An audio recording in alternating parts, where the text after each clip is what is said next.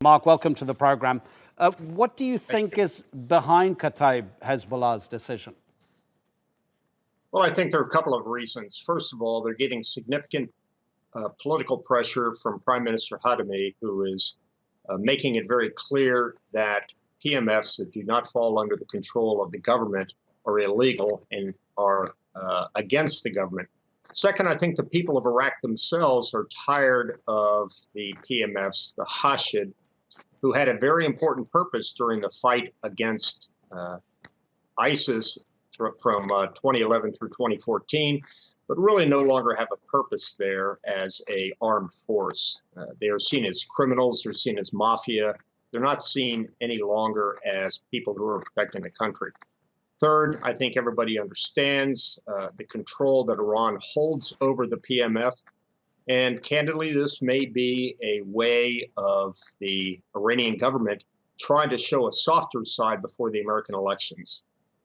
Interesting. You think it might be some sort of back channel, but presumably there must be some talking going on. Do you think there might be some discussions going on behind the scenes? If this decision by Kataib Hezbollah is influenced by what Iran wants to happen on November the 3rd, would there be a chance of any other discussions taking place?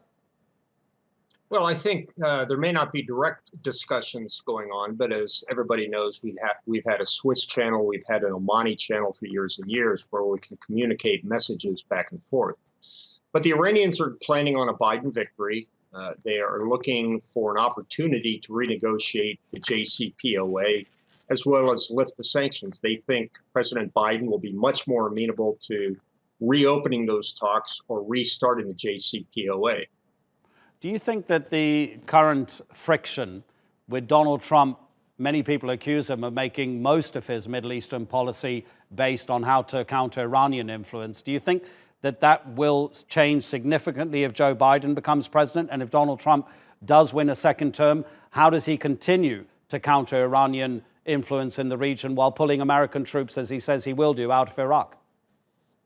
Well, let's first start with President Trump. The troops in Iraq are so small as to be relatively inconsequential against any types of military operations against Iran. We have significant number of troops, naval vessels, and aircraft surrounding that region in places such as Qatar, United Arab Emirates, Saudi Arabia. Iraq is not necessary to prosecute a full type of operation, combat operation against Iran. On the other hand, they would see President Trump as continuing the sanctions, continuing the pressure, the maximum pressure campaign. Again, President Biden would probably be softer on Iran, but I think that would cause not only the Arab allies, but Israel as well to turn against the administration as they did against President Obama. So that's the consequence of each of those presidencies. Under Trump, more maximum pressure. Under Biden, softening of the relations with Iran, hardening of the relationships with the Arab world and Israel. Mark, do you think it was a serious threat that came from the United States recently that the country might close its embassy in Baghdad? Because the Iraqi prime minister says if that happens, he said it would lead to, this is a direct quote, a direct economic collapse of his country. Well, it certainly would, and it wouldn't just be the American embassy. Most other embassies would follow. It would look like Yemen. It would look like Syria. But if you take a look at the budget problems that Iraq is having now, they're depending upon outside capital, foreign businesses coming in. That will not happen if the embassies and the international community feel it is so dangerous inside of Iraq that they have to pull their embassies out. Why would any businessman come in with capital if the embassies are going out? Mark Kimmitt, always appreciate your appearance on our programs. Thank you very much indeed.